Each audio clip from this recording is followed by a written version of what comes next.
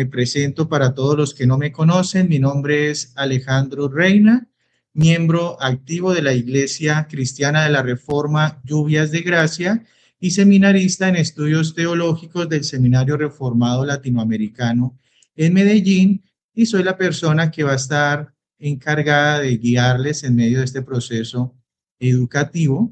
Así que todos sean bienvenidos.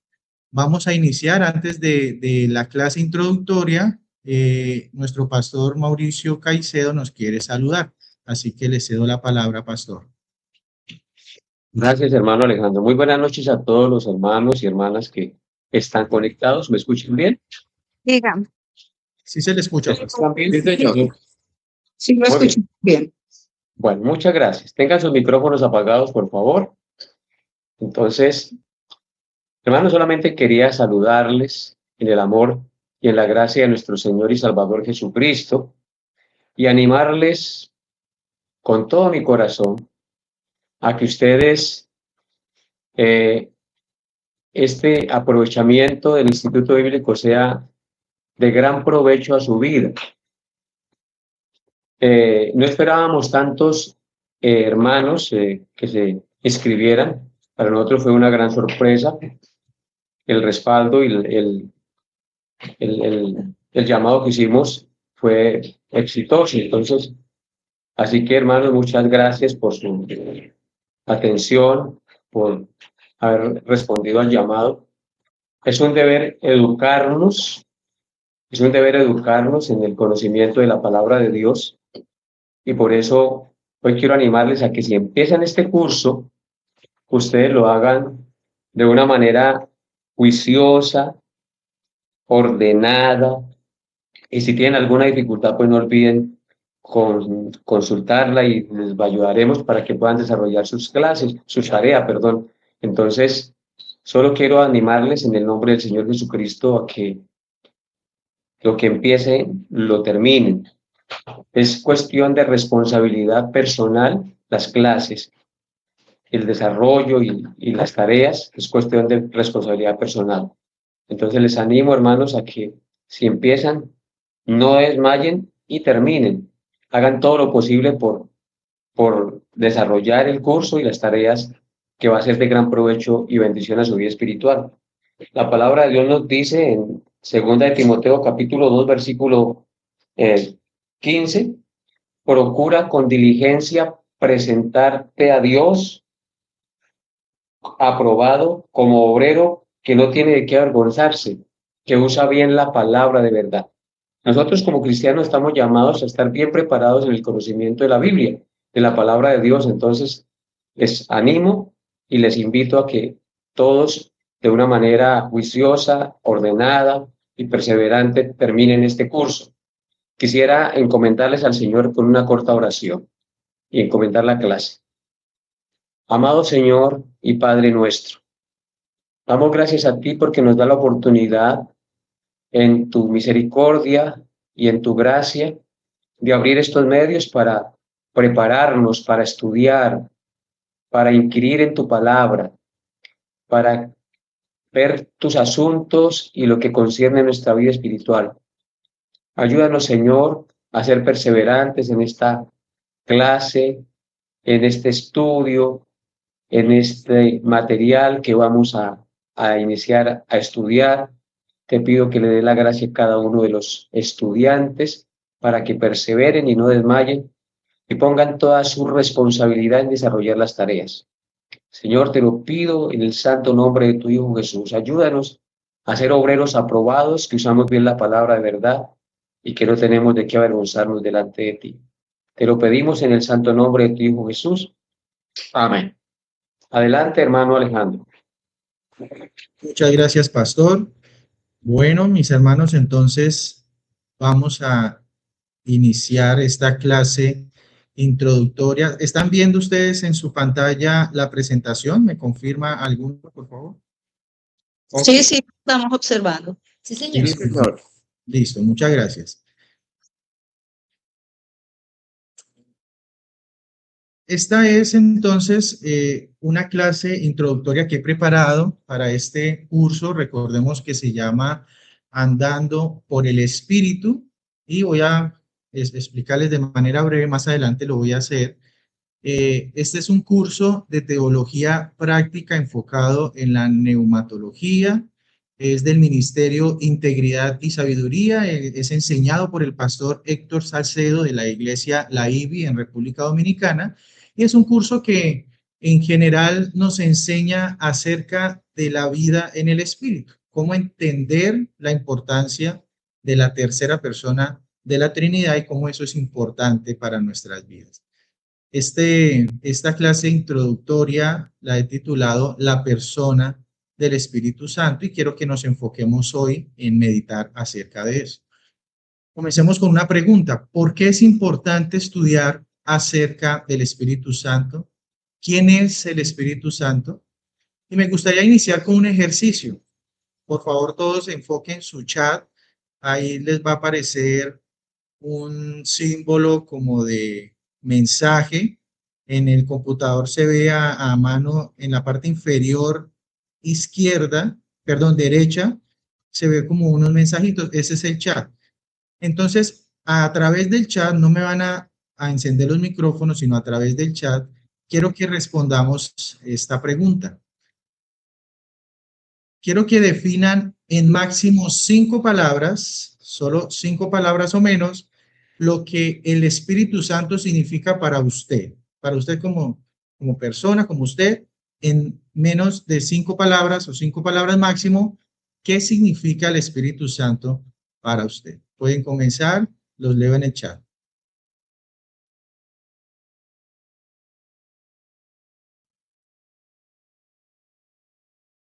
Mi intercesor ante mi Señor, bien, 2, 4, 6. Cristo vive en mí, ¿quién más? El Espíritu Santo habita en mí, es Dios, muy bien. Consejero, consolador, mi guía, quien me guía, muy bien. La ayuda, nuestro consolador, la tercera persona de la Trinidad, muy bien. Mi garante, nuestro sustentador, muy bien. Dejemos hasta ahí el chat. Ven que puedo ver entonces que sí es muy importante el Espíritu Santo para nosotros, que miren todo lo que ustedes han escrito acá. Muy bien, todo es muy correcto. Yo también he hecho el ejercicio, he escrito en 5 palabras lo que para mí, Alejandro Reina, significa el Espíritu Santo. Y es el consolador y santificador eterno. ¿Por qué he usado esta frase? Porque aquí estoy teniendo en cuenta yo 3 grandes verdades acerca del Espíritu Santo que para mí son muy importantes. Miren que en primer lugar estoy diciendo del Espíritu Santo que es consolador. Muchos de ustedes también lo mencionaron en el chat. Jesús llamó de esta manera al Espíritu, no es algo de nosotros. Jesús lo llamó así. ¿Y esto qué me indica? Que es mi ayudador, que Él es mi guía y es quien me sostiene. Eso es muy importante. Miren que en segundo lugar he escrito que es mi santificador.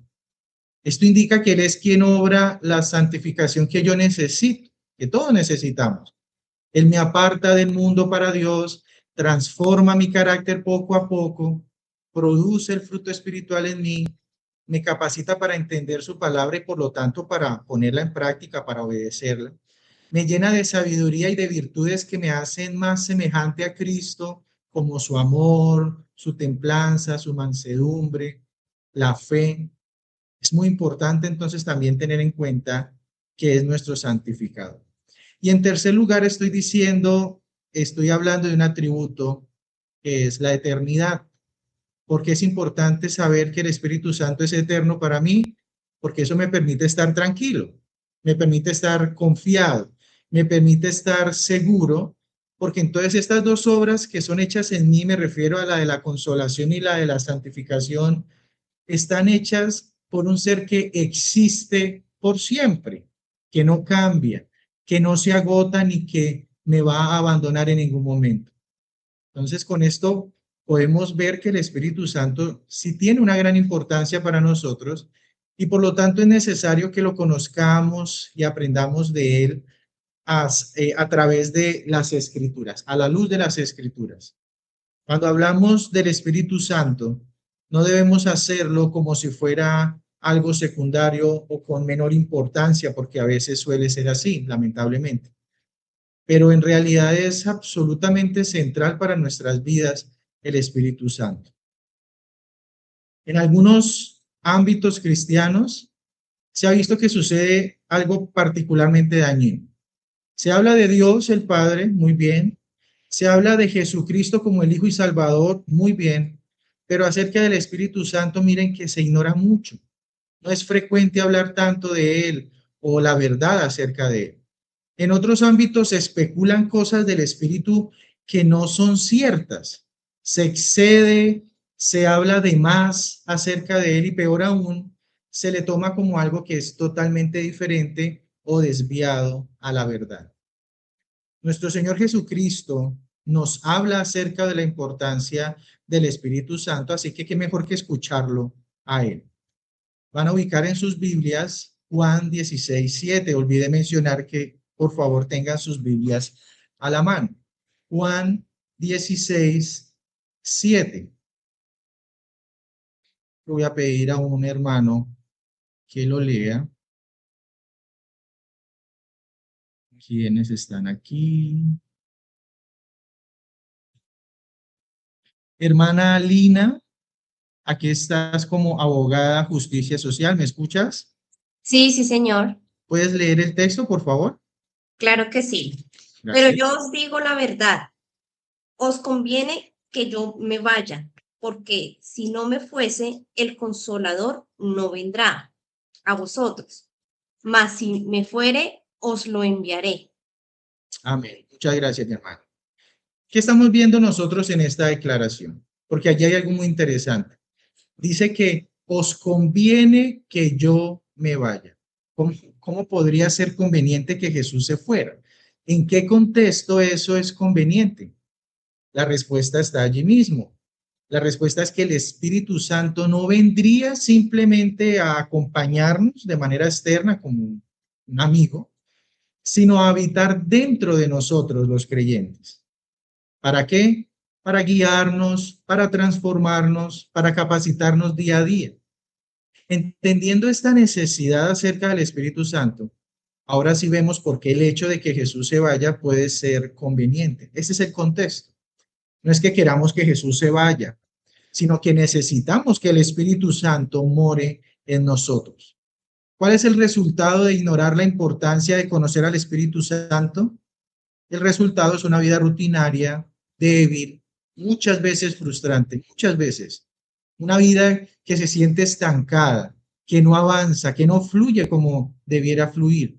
¿Por qué? Miremos por lo menos dos razones. Vamos a buscar ahora Juan 16:13. Y voy a pedir a otro estudiante que lo lea. Hermano Alfredo Rincón, por favor, me ayuda leyendo este texto, Juan 16:13. Sí, señor, dice, pero cuando venga el Espíritu de verdad, Él os guiará a toda la verdad, porque no hablará por su propia cuenta, sino que hablará todo lo que oyere y os hará saber las cosas que habrán de venir. Amén. Muchas gracias, hermano.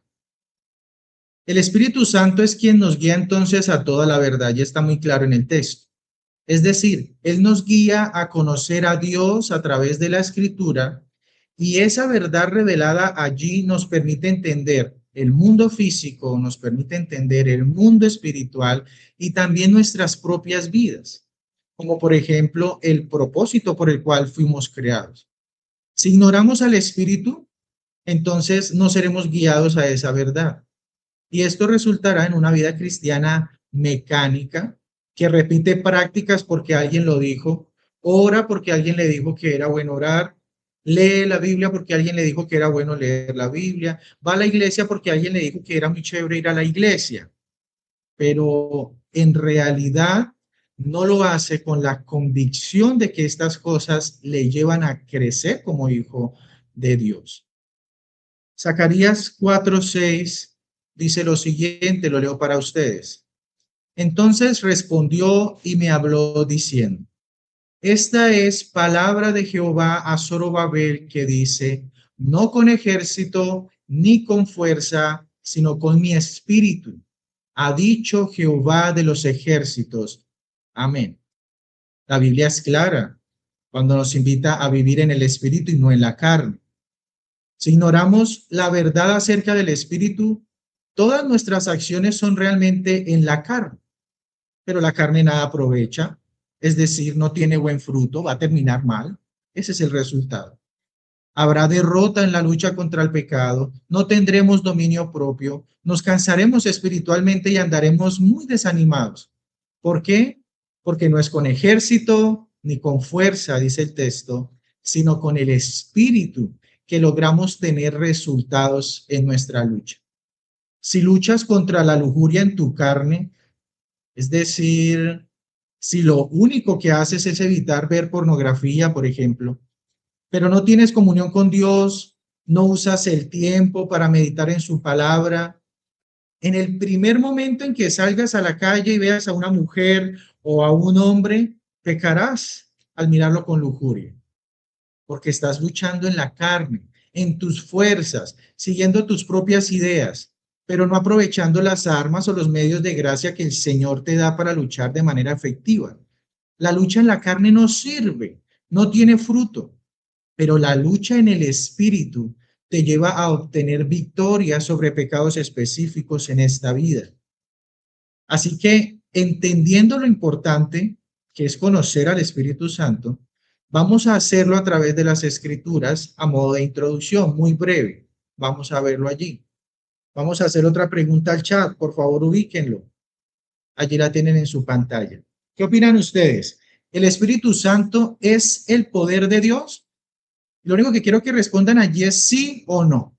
Quiero ver solo sí y no en el chat. Ok, estoy viendo muchos sí. Muchos sí. Muy bien, paren el chat hasta ahí. La respuesta a la mayoría fue sí, entonces es una pregunta capciosa. Ahí está la pregunta en pantalla. ¿El Espíritu Santo es el poder de Dios? Y la respuesta es un rotundo no. El Espíritu Santo no es el poder de Dios. Él es Dios que obra con poder. Cuando nos referimos al Espíritu Santo de esta manera, lo denigramos. Es decir, lo rebajamos de lo que realmente es. Si decimos que Él es el poder o la fuerza o la capacidad, no le estamos dando el lugar que verdaderamente tiene. Porque, mis hermanos, Él no es un eso, sino un Él.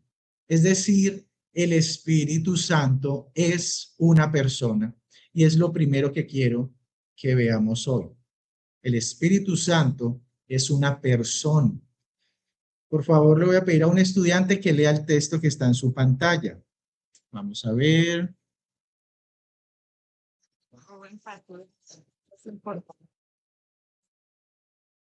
Hermana La Milena, ¿lo quiere leer?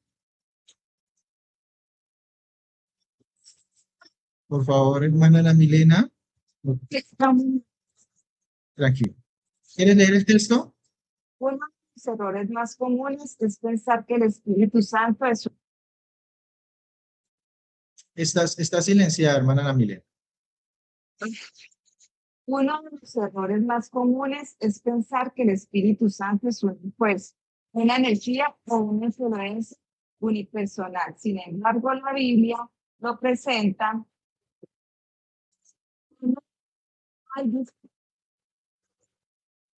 Tranquila, como una persona. Sin embargo, la Biblia lo presenta claramente como una persona. Muchas gracias, mi hermano. Eso es importante, porque es que existen algunas sectas o grupos religiosos que ven al Espíritu Santo como algo diferente en una persona. Por favor, silencien los micrófonos. Por ejemplo, los testigos de Jehová. Ellos hablan explícitamente del Espíritu Santo como una fuerza activa de Dios. Esto lo encontramos en muchas de sus publicaciones. la famosa revista Atalaya, o incluso el librito. Yo creo que a muchos nos han compartido ese librito, se llama ¿Qué enseña realmente la Biblia? Que irónicamente no enseña lo que dice realmente la Biblia. ¿Por qué el Espíritu Santo no es simplemente una fuerza activa? Porque decir que algo es una fuerza activa es hablar de algo que produce una acción, y pues esto es totalmente desviado de lo que la Escritura enseña sobre el Espíritu Santo. ¿Qué es una persona? En términos filosóficos, John Locke, un filósofo inglés, definió la persona de esta manera. Es un ser pensante, inteligente, que tiene razón y reflexión y puede considerarse a sí mismo como él mismo en diferentes tiempos y lugares. Es una definición filosófica de lo que es una persona. En términos de Luke, entonces es una persona que tiene intelecto, que tiene voluntad y además dentro de la reflexión también incluye que tiene emociones. Y miren que estas características las encontramos claramente en el Espíritu Santo. Por eso lo definen como una persona. El Espíritu Santo tiene intelecto. Vamos a buscar Primera de Corintios 2, versículo 10 al 11. Primera de Corintios 2, versículo 10 al 11. Y voy a pedirle a un hermano que lo lea. Hermano Miguel Freja, ¿está ahí? Hola, hermano, sí, señor. Buenas noches. ¿Puede leer, por favor, el texto? Listo. Pero Dios nos las reveló a nosotros por el Espíritu, porque el Espíritu todo lo escudriña, aún lo profundo de Dios, porque quien de los hombres sabe las cosas del hombre, sino el Espíritu del hombre que está en él. Así también nadie conoció las cosas de Dios, sino el Espíritu de Dios. Ay, perdón. Amén. Muchas gracias, mi hermano. Claramente en el texto vemos que esto implica que hay conocimiento, que hay pensamiento, que hay discernimiento incluso. Aquí el Espíritu Santo conoce las cosas de Dios, conoce lo profundo de Dios, pero va aún más allá. Este atributo hace del Espíritu Santo ser omnisciente. No solo conoce las cosas de Dios, sino también las del hombre, pues todo lo escudriña. El Espíritu Santo también tiene voluntad. Vamos a ir a Hechos 16, versículos 6 al 7. Y una persona, un estudiante, el que quiera, quiero que me cuente leyendo este texto, qué es lo que le pasó a Pablo, a Silas y a Timoteo, que son los que aparecen allí en este texto. Un hermano que levante la mano y le asigno la palabra.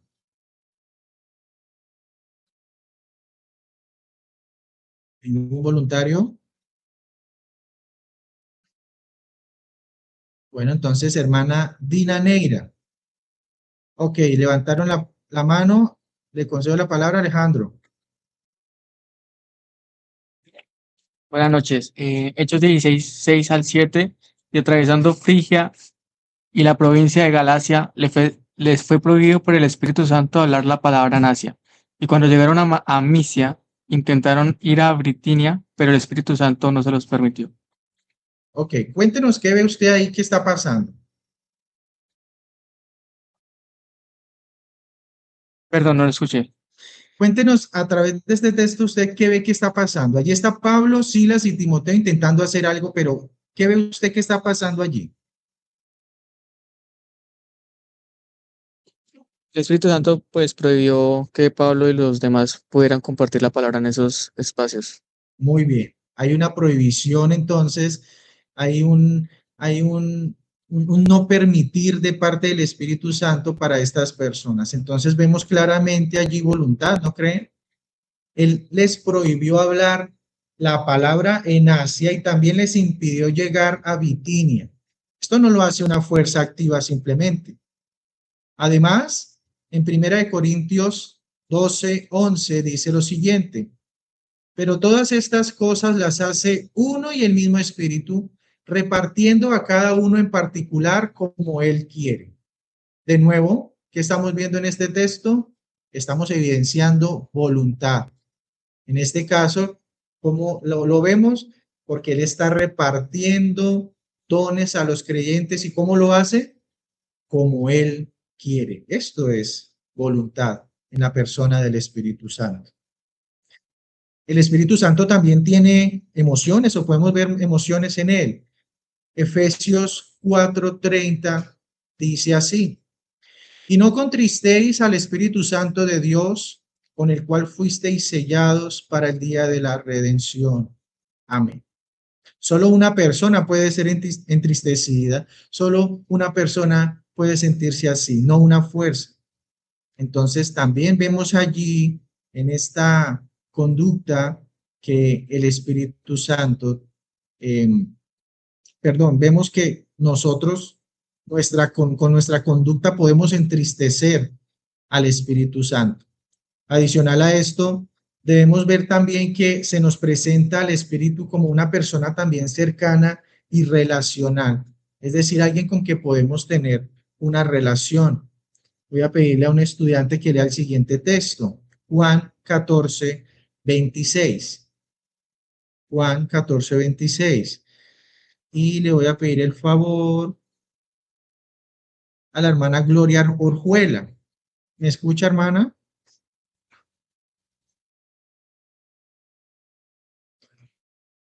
Hermana Gloria Orjuela. Sí, señor. Ya, un momento. Ok, gracias. Es Juan Juan 14:26. 14:26. Ay, no veo caso. Más del Consolador, el Espíritu Santo, a quien el Padre enviará en mi nombre. Él Os os enseñará. enseñará todas las cosas y os recordará todo lo que yo os he dicho. Muchas gracias. Ya no veo caso. Tranquila, muchas gracias. Él es el Espíritu Santo, entonces es una persona cercana, es una persona que se relaciona con nosotros. Él nos recuerda las cosas que ha dicho Cristo, nos recuerda sus enseñanzas y Él mismo nos enseñará todas las cosas que necesitemos saber para vivir conforme a su voluntad, lo que nos podemos ver a través de este texto. Tenemos conocimiento entonces de que el Padre es una persona, eso lo sabemos, de que Jesucristo es una persona, lo sabemos, de hecho se encarnó como una. De eso no hay ninguna duda. La Biblia pone al Espíritu Santo en contigüidad con ellos dos. Y esto lo vemos en Mateo 28:19.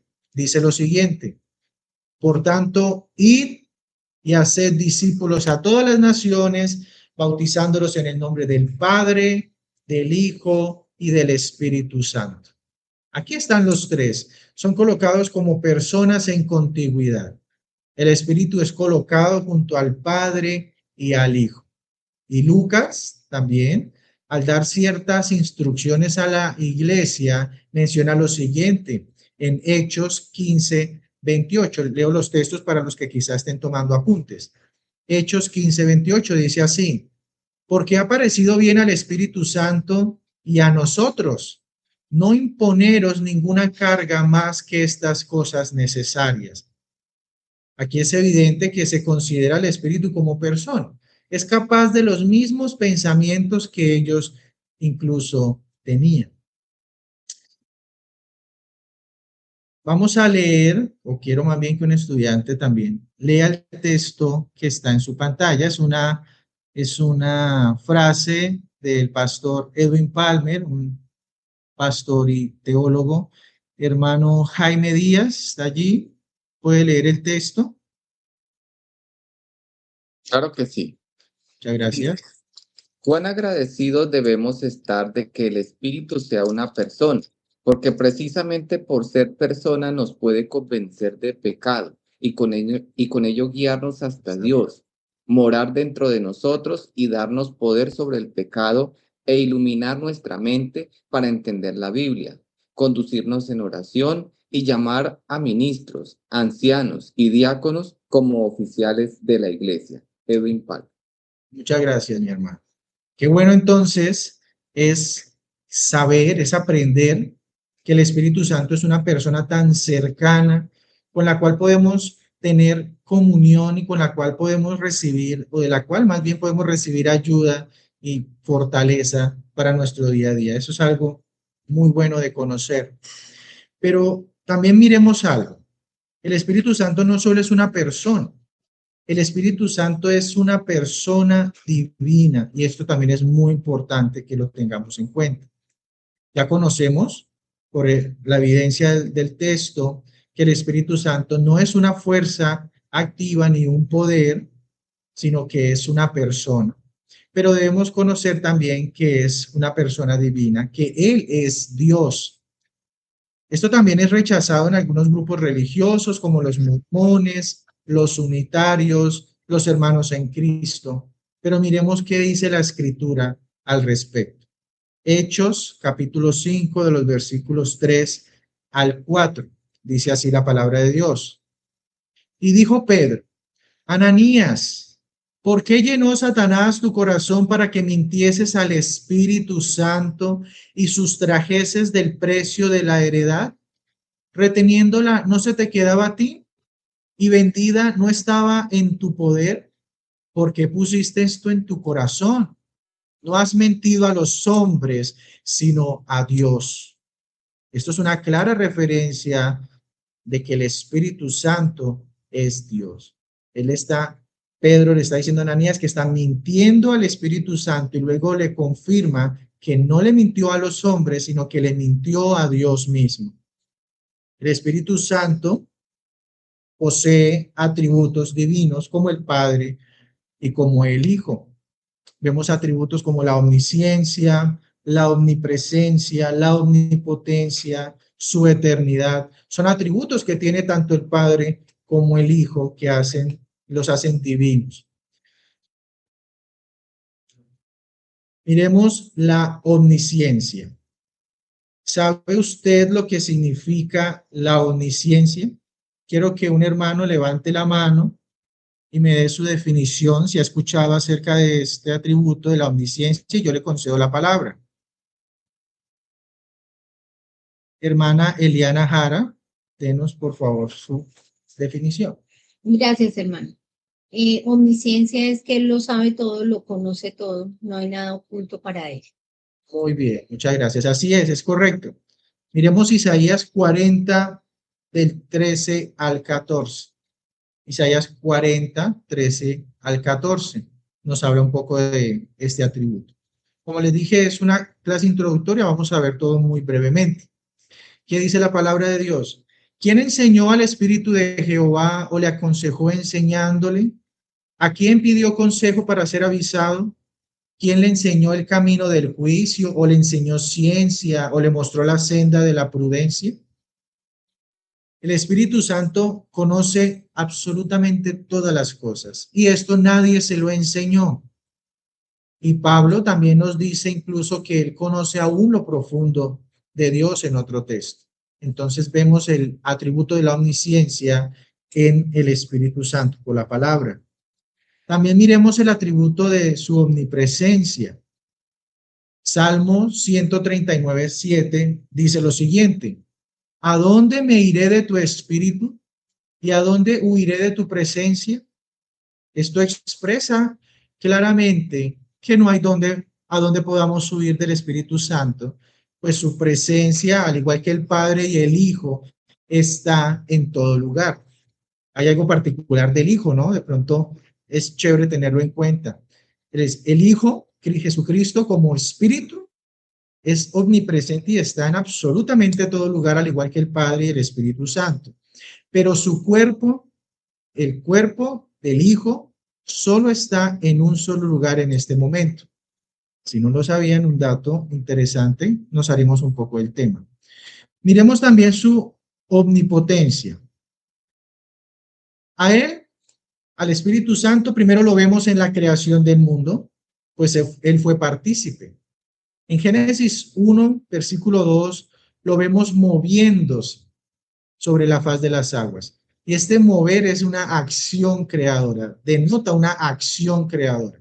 Génesis 1:2 dice lo siguiente: y la tierra estaba desordenada y vacía, y las tinieblas estaban sobre la faz del abismo, y el Espíritu de Dios se movía sobre la faz de las aguas.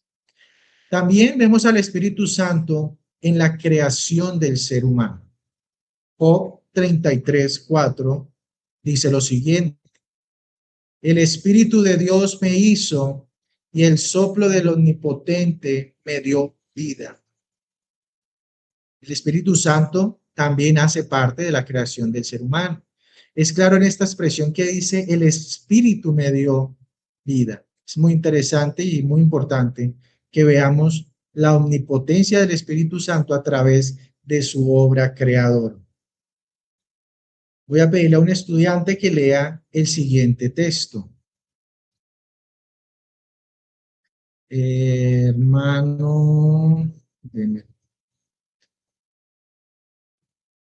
Juan Carlos.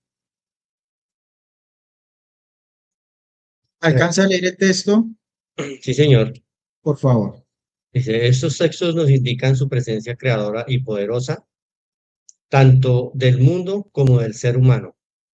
Sin embargo, vemos su omnipotencia también en la providencia, en la obra de regeneración de los hombres, en la concepción sobrenatural de Cristo y en el dotar de dones a los creyentes y producir fruto espiritual. Muchas gracias, hermano. No tocamos todos los textos que nos hablan al respecto, pero su omnipotencia se ve incluso en estas cosas que menciono al final, en la providencia, en la regeneración de los hombres. Él nos da un nuevo corazón, incluso en la concepción sobrenatural de Cristo fue obra también del Espíritu Santo. Y bueno, ya sabemos que Él da dones a los creyentes y produce el fruto espiritual en los creyentes. Esas son obras muy poderosas.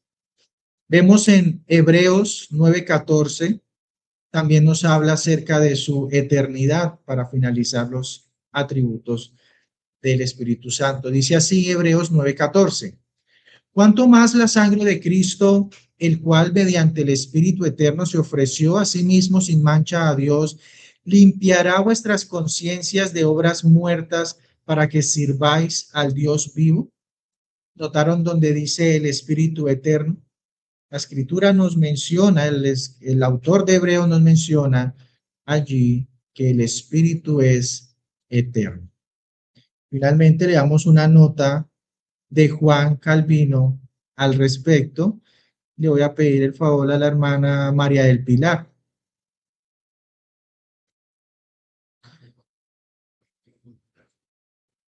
¿Está allí, hermana María del Pilar?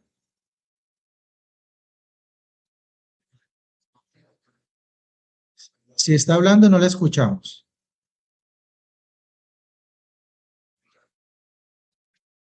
Ok, entonces, la hermana María Rosalba Moreno. Bueno, no alcanzo a leer porque es que ya no veo casi. Bueno, por la Escritura se demuestra claramente que el Espíritu Santo es Dios, porque se le atribuye cosas que no pueden pertenecer a criatura alguna. Dios mío, como escudriñar los pensamientos de Dios, dar vida, santificar y participar de la misma gloria divina. Por tanto, nos da... No es una fuerza. Es una fuerza, sino una persona enteramente... una persona subsistente. Divina. En la esencia divina. Muchas gracias, mi hermana. Perdón. Disculpe, Okay. ¿me oye? Hermano Alejandro, ¿me oye? Sí, señor. Ah, Sí. Ya, ok. Gracias. Entonces, con esto finalizamos lo que estamos hablando acerca de la divinidad del Espíritu Santo. Nos queda entonces muy claro que no es una fuerza no es una energía, no es el poder de Dios, como la pregunta capciosa que les hice, se rajaron todos, sino que es Dios mismo. Miremos también el Espíritu Santo en la Trinidad. La doctrina de la Trinidad es base fundamental en nuestra comprensión de Dios. ¿Qué nos enseña?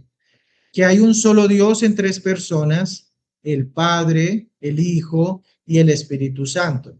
No son tres dioses, sino un solo Dios distinto en personas. Sabemos que esto no es algo fácil de comprender. Solo aquellos que han puesto su fe en Jesucristo para salvación entienden la importancia de esta doctrina y la creen por fe. Pero no pueden decir que la entiendan a plenitud porque se trata de la comprensión de algo acerca de un Dios infinito. Es un misterio entender cómo es posible esto, pero sabemos por la Escritura que así es.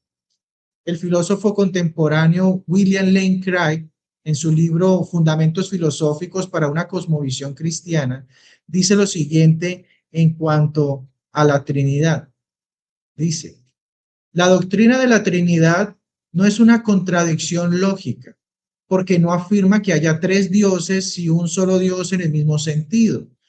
Más bien sostiene que hay un solo ser divino que existe en tres personas distintas. Así, la unidad pertenece a la esencia, mientras que la distinción pertenece a las personas. Vemos cómo en términos filosóficos, este misterio en realidad no es ni contradictorio ni es ilógico, como algunos intentan afirmar. El hecho de que no lo entendamos a cabalidad no quiere decir que no sea cierto.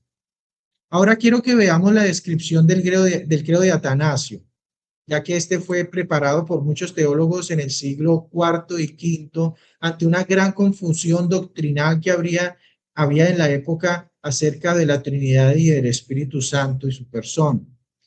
Miremos el credo de Atanasio, los voy a leer para ustedes. Y la fe católica es esta. No vayan a confundir aquí la palabra. No se refiere a algo con respecto a la Iglesia Católica Romana, sino a lo que significa la palabra católica en sí, que es universal. Entonces, lo que aquí va a decir el credo es, y la fe universal de todos los creyentes es esta, que veneremos a un solo Dios en la Trinidad y la Trinidad en la unidad, sin confundir las personas ni dividir la sustancia, porque una es la persona del Padre, otra la del Hijo y otra la del Espíritu Santo, pero la divinidad del Padre, del Hijo y del Espíritu Santo es toda una, igual en gloria, coeterna en majestad. ¿Cuál es el Padre? Tal es el Hijo, tal es el Espíritu Santo. Increado el Padre, increado el Hijo, increado el Espíritu Santo. Inmenso el Padre, inmenso el Hijo, inmenso el Espíritu Santo. Eterno el Padre, eterno el Hijo, eterno el Espíritu Santo. Y sin embargo, no son tres eternos, sino un solo eterno. Como tampoco son tres increados ni tres inmensos, sino un solo increado y un solo inmenso. Asimismo, omnipotente el Padre, omnipotente el Hijo, omnipotente el Espíritu Santo, y sin embargo no son tres omnipotentes, sino un solo omnipotente.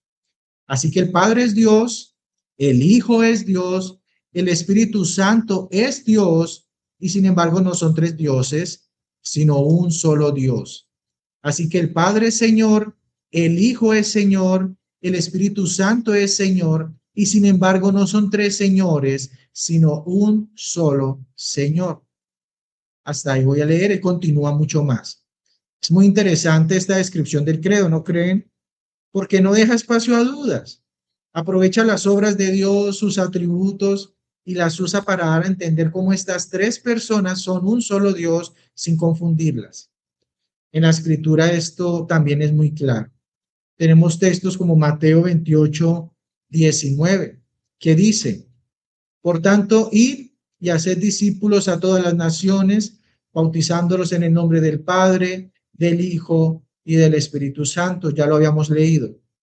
Se mencionan juntos aquí en el sacramento del bautismo y en la labor de hacer discípulos en las naciones, en la gran comisión. Segunda de Corintios 13:14 también nos dice lo siguiente: la gracia del Señor Jesucristo, el amor de Dios y la comunión del Espíritu Santo sean con todos vosotros. Esta es una carta de Pablo a los Corintios y esta es su despedida. Y Pablo tiene en su mente a los tres.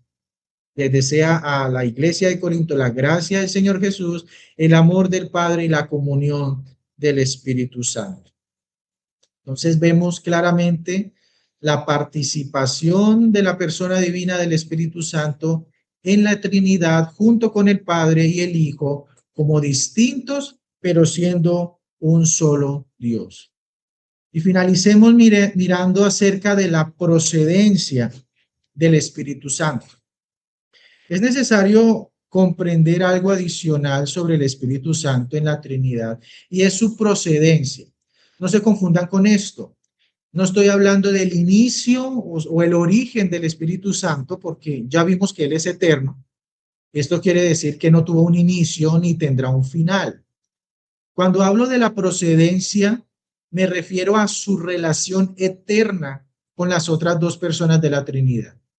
Ya nos quedó claro que el Espíritu Santo es distinto del Padre y del Hijo. Son un solo Dios, pero en cuanto al Padre, es primero porque engendró al Hijo. Jesucristo es eternamente engendrado del Padre, es decir, en su relación con el Padre, Cristo ha sido engendrado desde siempre. Esto no hace a Jesucristo menos Dios, solo nos muestra su relación con el Padre. Y el Espíritu Santo procede del Padre y del Hijo. De la misma manera, esto no nos enseña un origen creado del Espíritu, sino su relación eterna con el Padre y el Hijo.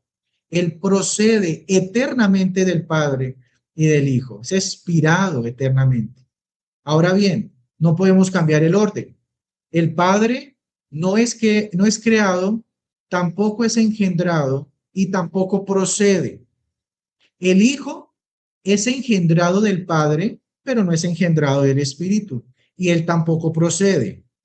El Espíritu Santo no es engendrado, no es creado, sino que procede y procede de los dos, tanto del Padre como del Hijo.